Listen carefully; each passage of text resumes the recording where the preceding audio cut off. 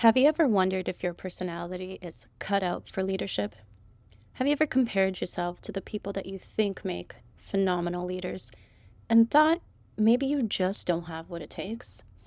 You see, there's a lot of misconceptions around what personality means and what personality really means about you.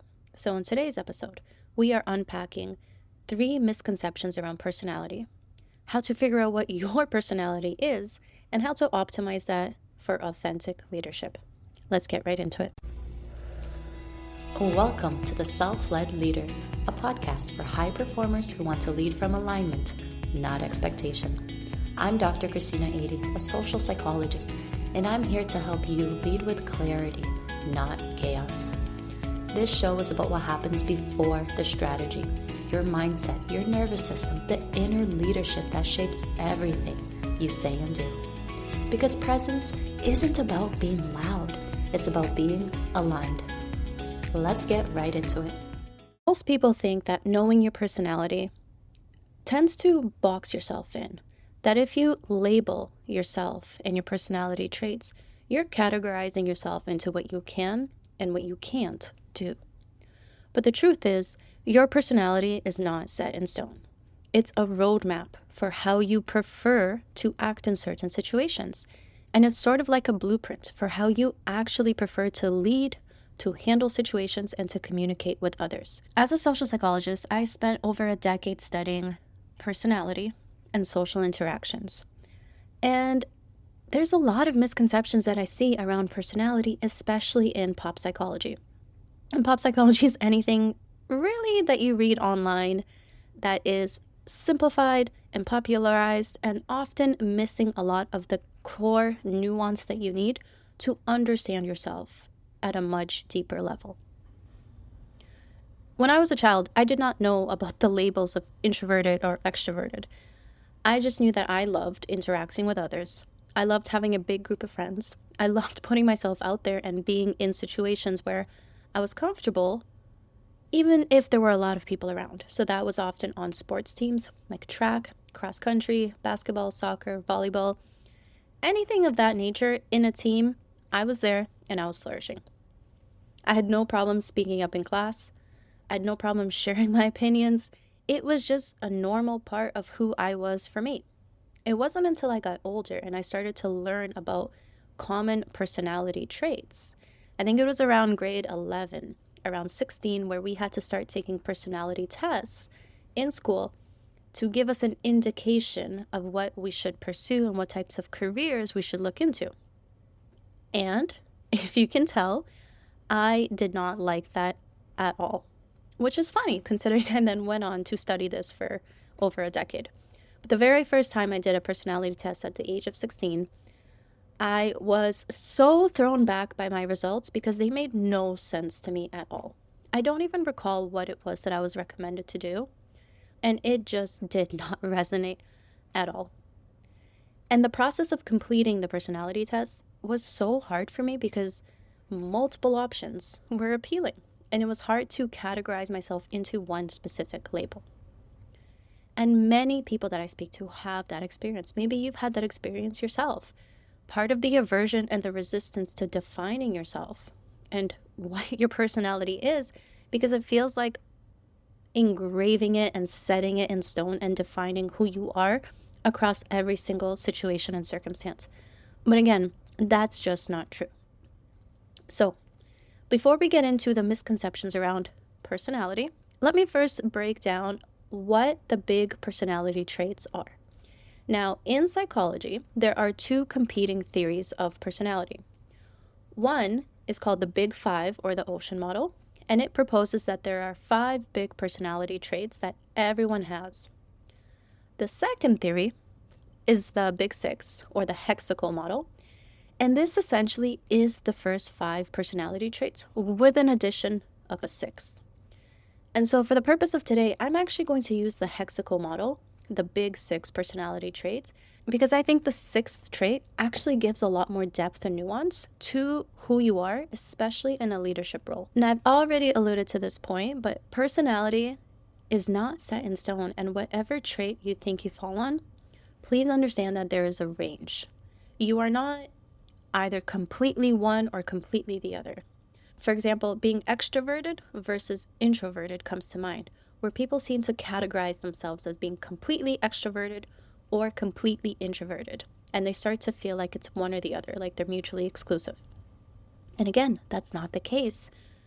Every personality trait is a range. You can think of it as a scale going from 1 to 99. You may feel like certain situations bring out the 1, like it just doesn't exist, you don't have it at all. And other situations might bring you up to like a 25 or a 30. Okay?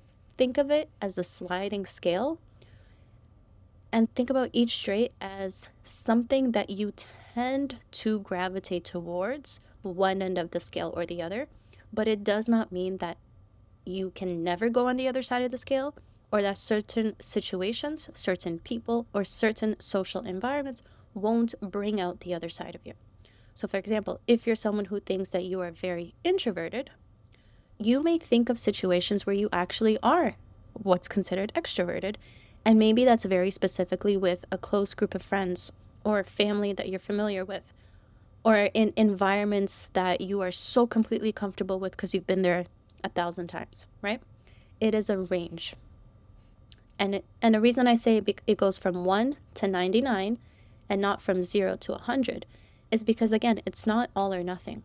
It's not that there's any trait that you are 0 on, like you completely lack it. That's not the case. And it's not that it goes to 100 that you are completely this thing. Again, it's not the case.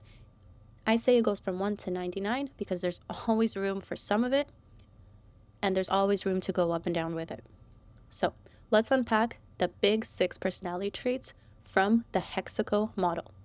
Okay, so in the HEXACO model, the first is called honesty, humility. So someone on one end of the spectrum really values being sincere, honest, being modest, being fair in their choices. This is someone that would probably associate themselves as being humble, as not liking to brag about their success. Someone on the other end of the spectrum is someone that would describe themselves as perhaps being a little bit more willing to bend the rules, someone who cares about the status that they are at, especially the status that they are perceived as being at. They place a lot more emphasis and value on themselves, their wins, their successes, right? So it's a range, and you start to see the contrasting. On the one end, someone is perhaps overly modest, overly humble, overly attentive to how they are treating everyone because they value integrity over their image. They like to build trust through transparency. They like to avoid any form of manipulation. And on the other range of this trait, you see individuals who may be perceived as serving themselves, who see interactions as more transactional, more quid pro quo. If I do this, what can I get out of it, right? They are optimizing for the optics of what they like, perhaps a little bit more than the ethics of what they're doing. So every trait that we go through, again, there's no right or wrong. It's just if you were to rate yourself on a scale of 1 to 99, what would you rate yourself as?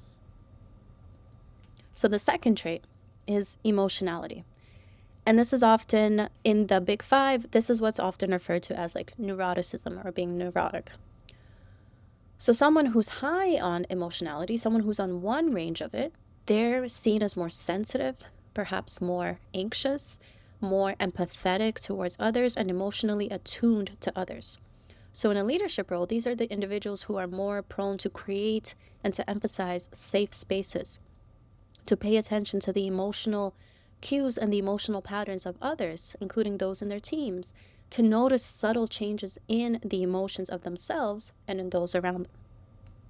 On the other end of emotionality, you have someone who's perhaps more neutral or emotionally stable. They're less reactive. They are less likely to experience very high highs and very low lows. So this, in a leadership role, may be seen as someone who tends to be very, again, stable, very emotionally neutral. Maybe they are overlooking emotional dynamics. Maybe they unintentionally appear distant, detached, someone who's very stoic. So again, there's a range. Which one do you fall on? Are you someone who's more expressive, emotionally attuned, noticing the subtle changes in emotions? Or maybe you're someone who has the capability of feeling an emotional range that goes from 1 to 10. And on the other end of the spectrum, there's someone who's more stoic, who may experience emotions from, let's say, a 4 to a 6 or a 3 to a 7. They are perhaps not as emotionally reactive because they don't feel the emotions as deeply. And again, no right or wrong. It's just a range, and it's just an understanding of how different levels of personality traits bring out different qualities in people. And as a leader, it's important to understand what your qualities are, but also start to notice these nuanced personality differences in each of your team members as well. So the third personality trait is extroversion. And this is what I've already alluded to that many people are familiar with between extroversion and introversion.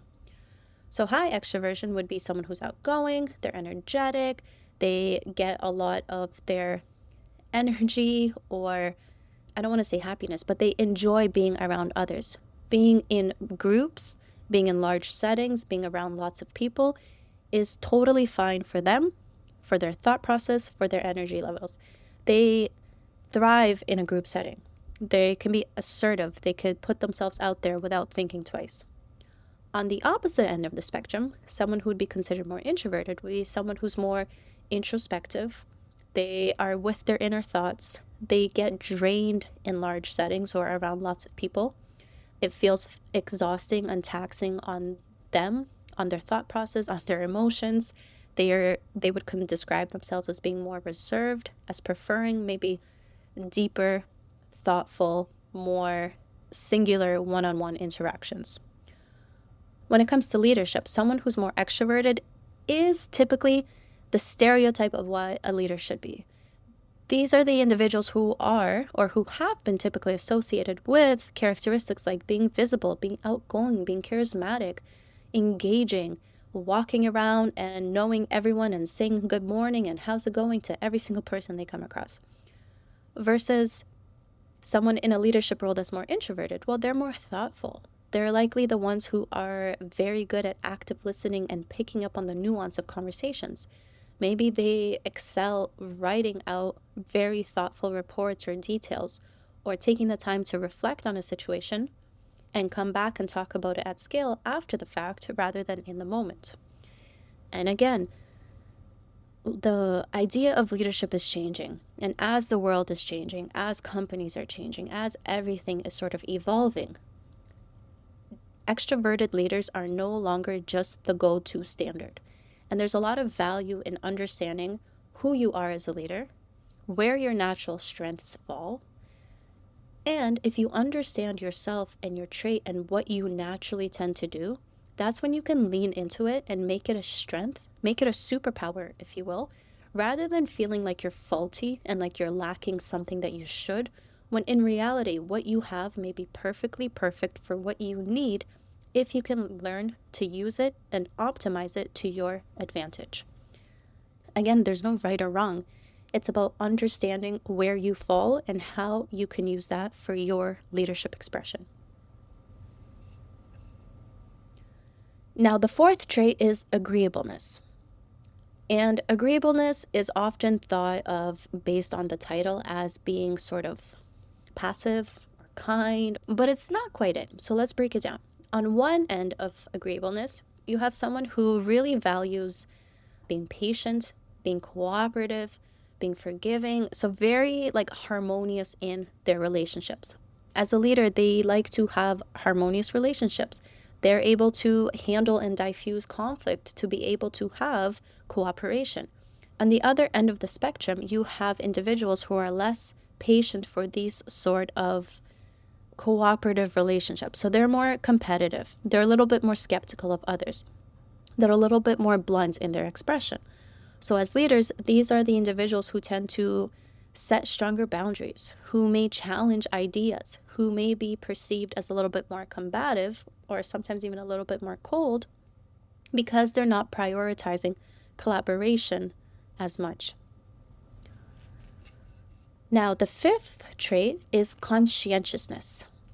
And so someone on the higher end of conscientiousness, this is someone who's very organized. They're very disciplined. They're very careful and intentional. They're reliable. They're thorough. They're what you would say like as organized, strategic, and detail oriented, right? As a leader, there's someone who can see the strategy. They're focused in on the details. They can follow through. They can systematize and be very intentional with how they are processing and seeing things. On the other end of the spectrum, you have someone who's a little bit more spontaneous, flexible. Maybe they're a little bit more distracted or what would be seen as disorganized. They are a little bit more chaotic in a sense. They're open to interpretation and iteration. And because of this more fluid, flexible, spontaneous nature, maybe they do struggle a little bit more with deadlines or with consistency in being detail-oriented and need additional support with that. So again, as a leader, if you can identify where your strengths lie, you get to lean into those more. If you are recognizing that you're on the lower end of conscientiousness, if you're recognizing that systems are hard for you to implement, if you are feeling like you're coming up with 20 different ideas and you're distracted and it's hard to narrow down your focus, that's just the way that your mind works. And yes, you may need to work on that a little bit, but maybe you just put the right support in place so that someone external to you is helping you stay accountable and is helping you stay focused and is helping you be aware of the details you may overlook because you put that support in place for you so that you have room for flexibility while still putting measures in place to do what you need to do, right? Again, it's just all information about who you are and how certain environments bring out certain higher or lower levels of each of these traits that we all carry. Now, the sixth and final trait is openness to experience.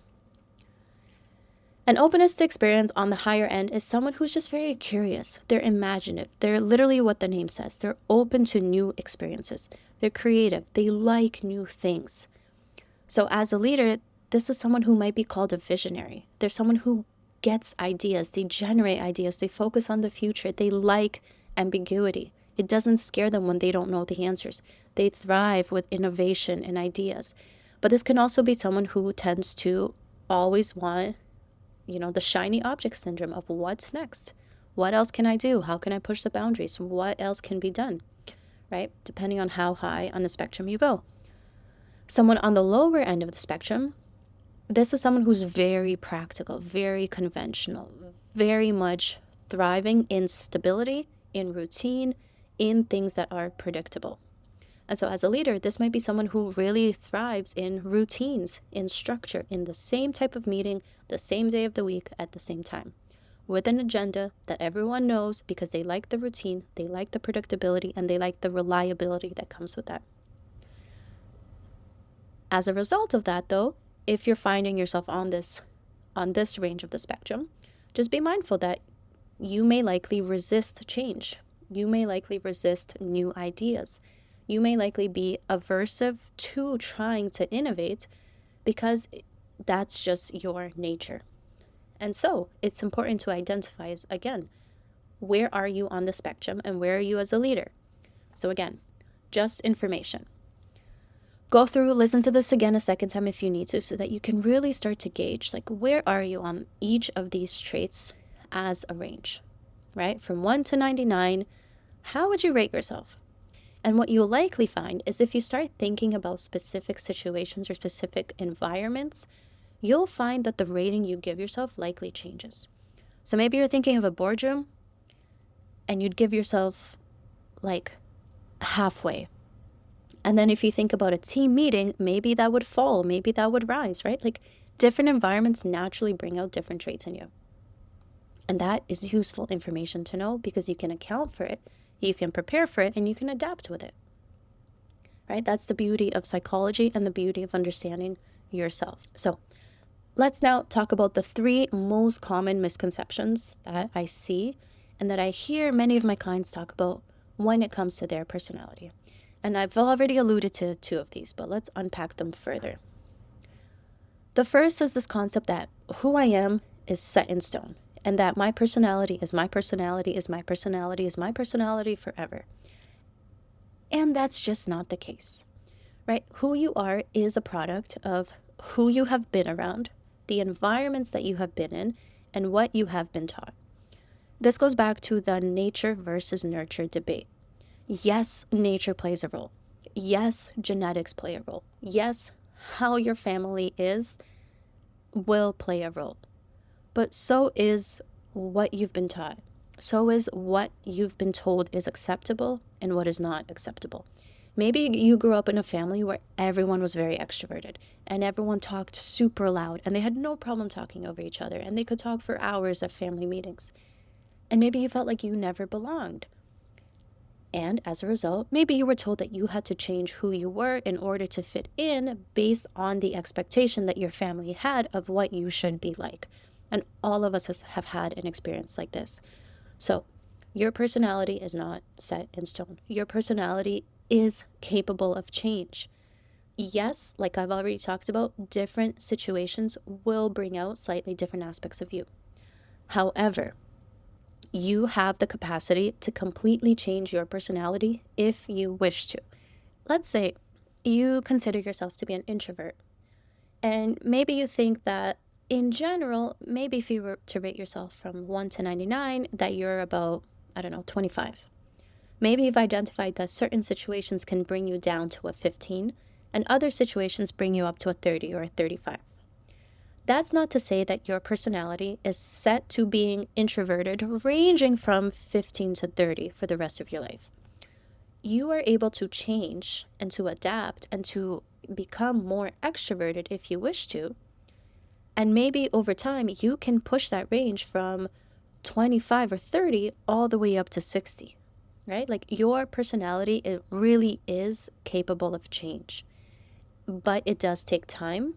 And it does take some of that inner identity work to unpack that part of the reason why you feel like you are the way that you are is because of who you have been around, the environments that you have been in, and what you have been taught and told you should be like. Again, we've all had people tell us we should be a certain way. We've all had moments where we've been criticized for being who we are. Accepting that, working through it, changing through it, that's where real growth lies. But really, it starts with the foundational understanding that if you wish to be more or less of a certain trait, you absolutely can get there. The second misconception that I often hear is this idea of there being a certain type of personality that is optimized for leadership. And often that is associated with being very extroverted as like the main one. And again, there is no ideal leadership personality. Yes, there are characteristics that help. Yes, there are characteristics and traits that help you become a better leader. But that's not to say that being in a certain range is not optimal. Because again, the key is to really understand how you are wired to be right now and to understand how that impacts your role, how you're showing up, and how you are thinking about your job and your management of other individuals.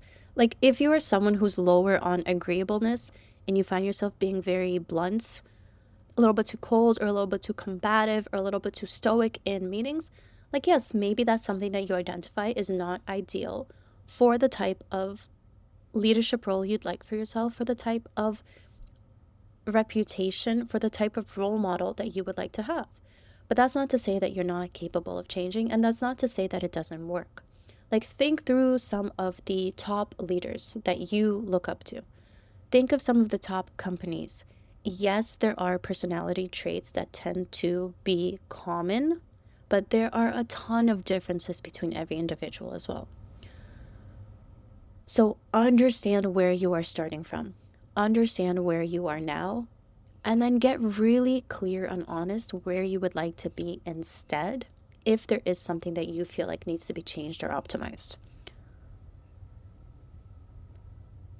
Now, the third misconception is feeling like personality is almost like pop psychology. Like it's talked about way too much. It's oversimplified, that It's just putting people in boxes, and that in reality, there's way too many differences to talk about. And I get that, and I hear you. And I have had times in my life where I have felt that way as well. However, in reality, when it comes to, for example, personality research, there's a reason why it's called the Big Six, or there's a reason why it's the Big Five in personality theory. And that's because they have taken a ton of different traits, different, if you were to think of like adjectives to describe someone's personality, you can talk about something like outgoing, charismatic, confident, personable, chatterbox, right? Like you can take hundreds of different adjectives. And this is what they've done in personality research. They've taken hundreds of these adjectives that we use to describe people in these nuanced ways. And they have looked for the commonalities and the similarities. And they have grouped them very strategically into the Big Five and the Big Six traits on these ranges. So even though it sounds like personality has been oversimplified and broken down into 6 personality traits, in reality, these 6 traits are on a spectrum that encompasses 12 different traits, right? The high is one version, the low is a completely different version that would be seen as a completely different personality trait. And these 12 sort of overarching traits are accounting for hundreds of other descriptions that fall into them, generally speaking. So although I can totally understand how this seems like an oversimplified pop psychology sort of fun little game to put yourself into little boxes, in reality, yes, psychology is convoluted. Yes, psychology and your mind is beautiful, and there's a lot going on, and there's so much nuance. But yes, there is so much truth in being able to understand your core traits and how you fall on that spectrum. Because it's not about boxing yourself into labels. It's not about restricting yourself to be a specific type of person that aligns with what you think you should be based on the labels that you've checked off that you fit into. It's about understanding who you are to create freedom in being a version of you that is optimized for how you prefer to function, rather than feeling like you need to perform a version of you based on what you've been told about your personality. If you've ever taken a personality test and it felt hard, that's because you fall on a range that may be a little bit closer to the middle. You may not be a cookie cutter trait kind of person, and that is totally fine.